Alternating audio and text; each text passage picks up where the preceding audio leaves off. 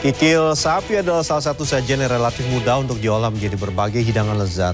Selain kerupuk, ramba, dan oseng-oseng, kikil sapi juga bisa diolah menjadi sate yang menggugah selera dengan siraman kuah kacang yang kental. Dan hari ini kami tidak akan hanya merekomendasikan kuliner sate kikil di ibu kota, tapi juga mengajak Anda belajar mengolah kikil agar kenyal dan tidak alot. Berikut liputan selengkapnya.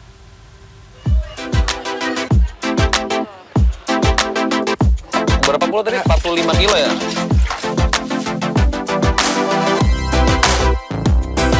Untuk seperti ini nih, paling nggak nyampe setengah jam juga udah habis. Sensasi kenyal kikil dibalut gurihnya bumbu kacang. Siapa yang bisa menolak godaan sate yang satu ini? Perpaduan tekstur yang unik dipadukan dengan bumbu kacang kental dan gurih bikin rasanya semakin mantap. Karena keunikannya, seorang produsen sate kikil di Jakarta Selatan sampai kebanjiran order alias nyaris tak pernah sepi pembeli.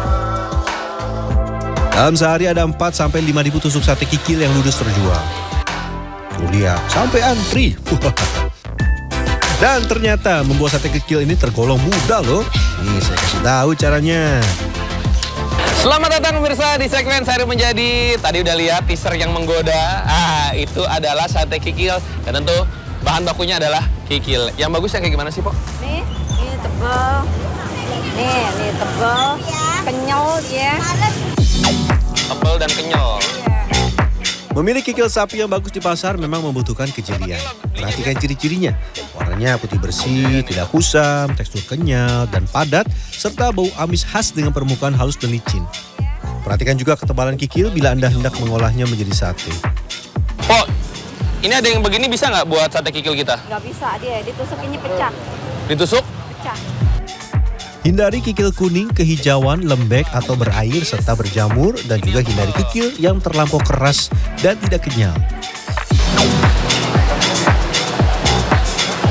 Dalam sehari, produsen sate kikil di tempat ini membutuhkan 40-50 kg kikil sapi. Lanjut, waktunya berbelanja cabai. Yang kurang bagus itu ngaruh nggak ke rasa? Ngaruh lah, kalau gini kan asem. Kalau dimasak aja. Kalau yang kayak gini asam? Iya, busuk untuk namanya. Makanya pilih-pilih yang cakep-cakep, yang masih kencang-kencang gitu. Kikil dan cabai sudah, kita beli beberapa bahan baku lainnya.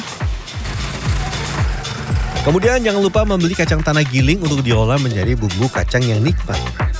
Setelah itu ada gula aren, garam, gula, penyedap rasa, bawang goreng, dan juga jeruk nipis. Bahan-bahan utama untuk membuat sate kikil sudah selesai dibeli. Waktunya memasak. Kasih ya, Bang. Ini langsung aja sembarang atau gimana, Po? Pertama, pedagang akan membuat olahan yang membutuhkan waktu masak paling lama. Ada yang bisa menebak? Iya, bumbu kacang. Siapkan cabai kering yang segar dan sudah dicuci bersih. Kalau saya biar rasanya nggak berubah, ya cabenya harus sama. Ya 99 terus gitu. Konstan tuh? Konstan, jadi rasa bumbu sate kikil tuh nggak berubah-berubah. Oke. Gitu aja. Tambahkan juga daun jeruk untuk menambah aroma dan cita rasa bumbu kacang. Biasanya kalau bisa 2 raup, 3 raup. Tergantung kalau gede tuh 2 raup, kalau kecil-kecil kayak begini nih 3 raup nih. 3 kali ambil ya? Yeah. Lanjut haluskan cabai dan daun jeruk dengan blender. Kemudian tumis bumbu halus, lalu tambahkan garam serta penyedap rasa secukupnya. Bawang Enggak, merah, nggak bawang pakai putih. bawang. Sama sekali nggak pakai Kalau ya? kacang pakai bawang putih ketoprak dong. Kalau kacang pakai bawang putih ketoprak. Biar nggak gosong pinggirnya. Setelah kurang lebih 20 menit, masukkan kacang tanah yang sudah digiling dan tambahkan air. Sekilo setengah kacang, 5 air di blender. Sekilo setengah kacang, 5 alat penghalus itu ya, Po? Iya. Oke. Setelah kacang tanah larut dalam air, masukkan 11 buah gula merah, masak selama beberapa jam dengan api sedang. Enggak, paling ya 3 jam tuh kita liatin dah tuh. Kita aduk. Oh, sesekali aja.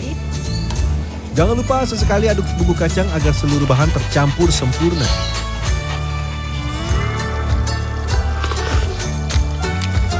Kalau menurut Po gimana nih takarannya? Rasanya udah pas. Udah pas ya? Sama yang saya bikin Bertahun-tahun. bertahun-tahun.